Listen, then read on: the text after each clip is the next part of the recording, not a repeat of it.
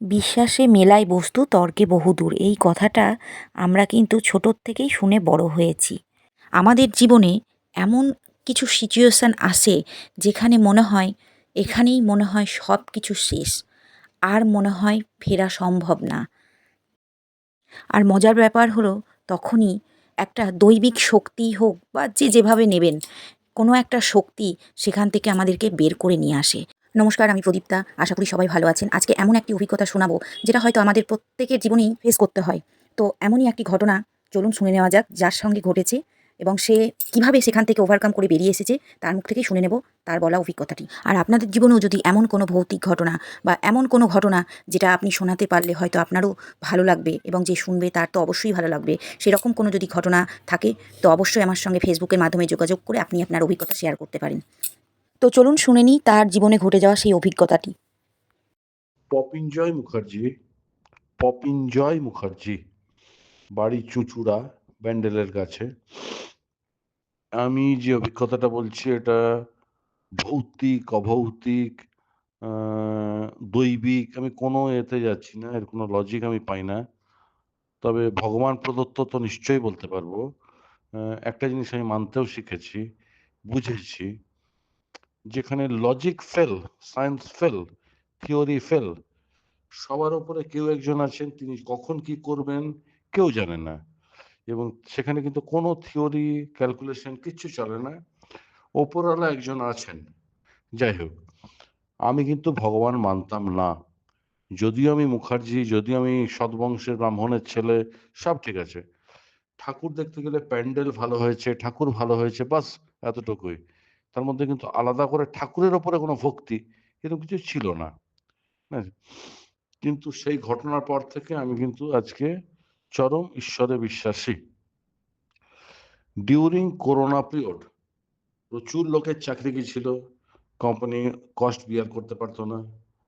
যদিও আমি ইঞ্জিনিয়ার, যদিও আমার আন্ডারে বেশ কয়েকশো লোক কাজ করে বা করতো, বাট যেহেতু ওপর থেকে নামতে শুরু করে, যাদের স্যালারি বেশি সেই হিসেবে ওপর থেকে নামতে শুরু করে, তো ওপর থেকে ছাঁটাই করতে শুরু করে। করোনা পিরিয়ডে আমার চাকরিটা গেছিল। আমি বেশ কয়েক মাস বাড়িতে বসেছিলাম, পৃথিবীর চতুর্দিকে অ্যাপ্লাই করে যাচ্ছিলাম, কোথাও হচ্ছিল না। আমি অটোমোবাইল ইঞ্জিনিয়ার। আমার কেরিয়ারে 95% সময়টা কেটেছে টয়োটাতে। আরো দু একটা অন্য কোম্পানিতে কাজ করেছি, বাট টয়োটাতে আমার 95% সময়টা। ঠিক আছে, হচ্ছে না। চারদিকে অ্যাপ্লাই করে যাচ্ছি, কোথাও ডাকও আসে না, কলও আসে না, কিছুই না। আহ, সবাই হয়তো এটা মানবে, আহ, একজন ছেলে, একজন লোক, ছেলে যাই বলুন, মেল ক্যারেক্টার যতদিন পর্যন্ত আর্ন করতে পারছে, ও রোজগার করতে পারছে, তার একটা আলাদা ভ্যালু। ছেলেটি ভালো, ছেলেটি সচ্চরিত্র, ছেলেটি প্রচন্ড ভদ্র, সব ঠিক আছে। যে মোমেন্টে সে বেকার, তার ভ্যালু কিন্তু একদম জিরো হয়ে গেল। টাকা পয়সাটা কিন্তু এখনো পর্যন্ত একটা বিরাট ভ্যালু ক্যারি করে। ঠিক আছে, তো না ছেলে, আমিও খুব ডিপ্রেস ছিলাম। বাড়ি থেকে কি অসুবিধা সে সমস্ত নিয়ে আমি এক্ষুনি আর ডিটেলসে যাচ্ছি না। অসুবিধায় ছিলাম। আমার এক বন্ধু, সে রাঁচিতে posted, Ranchi in the sense ঝাড়খণ্ডে পোস্টেড, আমাকে হঠাৎ করে একদিন ফোন করলো যে তুই কোথায় আছিস? আমি বাড়িতে আছি। কোন কোম্পানিতে আছিস? এই মুহূর্তে কোনো কোম্পানিতে নেই, বাড়িতে আছি। এক্ষুনি এখানে অ্যাপ্লাই কর। তার আগে আমি একটু বলতে ভুলে গেছিলাম, একটু ফ্ল্যাশব্যাকে যায়।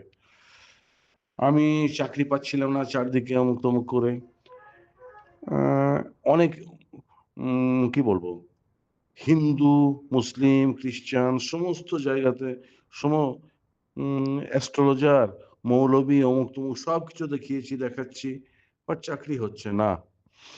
আমার পরিচিত একজন, সে খবর দিল তারই পরিচিত কেউ একজন আছে কলকাতা শ্যামবাজারে, উনি একজন অ্যাস্ট্রোলজার, বাট কোনো স্টোন, তাবিজ, মাদুলি এ সমস্ত কিচ্ছু দেন না।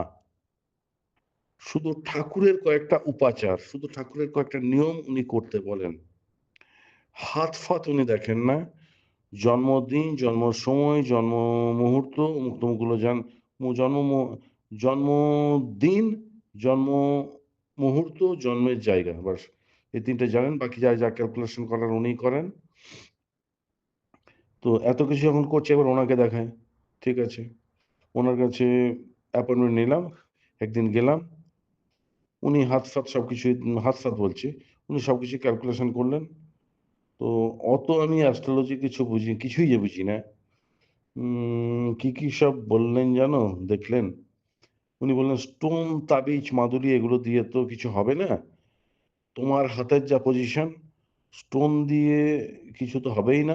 স্টোনের পাহাড়ও যদি তোমার হাতের মধ্যে বেঁধে দেওয়া হয়, তাহলেও কিচ্ছু হবে না। তোমার একদম ওয়ার্স্ট পজিশন। তুমি একদম শেষ হয়ে গেছো। তোমাকে বাঁচাতে পারে একমাত্র ভগবান।" উনি ঠাকুরের কয়েকটা নিয়ম-কানুন বললেন। আমি এক্ষুনি এগুলো ডিসক্লোজ করছি না, বলছি না কোন ঠাকুরের কোন দিনে কি করতে হবে। বাট ঘরোয়া রেমেডি উনি ঠাকুরের কয়েকটা জিনিস বললেন। আমি সেগুলো উনি বলেও দিলেন যে উইদিন 21 ডেজ, ২১ দিনের মধ্যে তুমি কোনো ভালো খবর পাবে। কিন্তু বাড়ি থেকে বেরিয়ে অফিস গিয়ে আবার রাত্রিবেলায় বাড়িতে আসা এটা কিন্তু তোমার হবে না। মানে এরকম কোনো আমারও ব্যাপার নেই, আমার বাড়িরও ব্যাপার নেই। I can go anywhere। বললাম, "হ্যাঁ, তোমার চাকরি হবে।" "চাকরি হবেই। বাট একটু কিন্তু বাইরে হবে। বাইরে ইন দ্য সেন্স বাইরের স্টেটে হবে। ২১ দিনের মধ্যে হবে।" কতজন তো কত কথা বলেছে। আমি এর কথাটাও শুনলাম। ২১ দিনের মধ্যে হবে। উনি আমাকে যা নিয়মগুলো বললেন, আমি সেই নিয়মগুলো অক্ষরে, অক্ষরে পালন করতে শুরু করলাম। আ you won't believe ৭ থেকে ১০ দিনের মধ্যে আমি আমার এক বন্ধুর কাছে খবর পেলাম। "কিরে কোথায় আছিস?" "বাড়িতে আছি।" "কি করছিস?" "কিচ্ছু করছি না।" "কোন কোম্পানিতে আছিস?" "কোনো কোম্পানিতে নেই। চাকরি চলে গেছে।" "হ্যাঁ? তুই বাড়িতে বসে?" "হ্যাঁ।" "আচ্ছা একটু ওয়েট কর, একটু দাঁড়া।" একটু পরে আমার কাছে ফোন এলো within half an hour. Biodata পাঠা এক্ষুনি আমার মেল আইডিতে। ওকে মেল করলাম। ১০ মিনিটের মধ্যে আবার ফোন। "কালকে চলে আয় ইন্টারভিউ দিতে।" "মানে? তুই কোথায় আছিস?" "আমি রাঁচিতে আছি, ঝাড়খণ্ডে আছি। কালকে চলে আয় ইন্টারভিউ দিতে।" ও যদিও আমার অন্য ট্রেডে, মানে আমি কি করে বোঝাবো? ও আছে সেলসে, আমি আছি সার্ভিসে। ও সেলসের জিএম হয়ে রয়েছে। ঠিক আছে? আ এক্ষুনি সার্ভিস জিএম লাগবে। তোর এতদিনের টয়োটার এক্সপেরিয়েন্স। কালকে তোকে ইন্টারভিউতে ডেকেছে। মানে এখন আমি যাবো কি করে? কালকে আমি যাবো কি করে? আমাকে টিকিট কাটা নেই, কিছু নেই, রেডি হ। ঠিক আছে, ওটা আমি পরশু করছি বা তারপর অ্যাজ আর্লি অ্যাজ পসিবল তুই চলে আয়। আমি সেখান থেকে চলে গেলাম। তারপরের দিন গেলাম। টিকিট-ফিকিট করে কোনোভাবে রাঁচিতে গিয়ে ওদের ওখানে ইন্টারভিউ দিলাম। বস ইন্টারভিউ নিল। বলল, "কাল থেকে জয়েন করো।" তো ইট ওয়াজ আ মিরাকল। মানে আমি এত জায়গায় চেষ্টা করেছি, কোনোভাবে কিছু হয়নি। তো সাডেন খবর, সাডেন সেই মুহূর্তে ভদ্রলোকের কথা মনে পড়ল। ২১ দিনের মধ্যে তুমি চাকরি পাবে, শুধু এই উপাচারগুলো ঠিকমতো করে যাও। উইদিন ১০ থেকে ১১ দিনের মধ্যে আমি চাকরি পেয়ে গেছিলাম। আমি হাল ছেড়ে দিয়েছিলাম যে আমি লস্ট, আমি শেষ, আমার কিছু নেই আর। আর সেখান থেকে আবার আস্তে, আস্তে ঘুরে দাঁড়িয়েছি, দাঁড়াচ্ছি, হোপফুলি দাঁড়াবো। তো এটা ভৌতিক, অভৌতিক, ভগবান প্রদত্ত কি আমি বলতে পারব না। বাট এটার পেছনে কোনো লজিক নেই।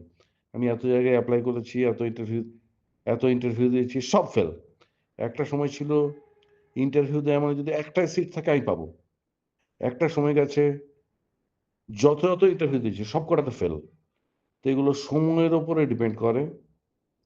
কে কত ভালো, কে কত খারাপ সেগুলো নয়। সেই সময় কার কি অবস্থা যাচ্ছে, গ্রহ নক্ষত্রের অবস্থা সেই সময় কার কি অবস্থা যাচ্ছে, এটার উপরে ডিপেন্ড করে। এটাই আমার অভিজ্ঞতা। উম বাস্তব প্রদত্ত অভিজ্ঞতা।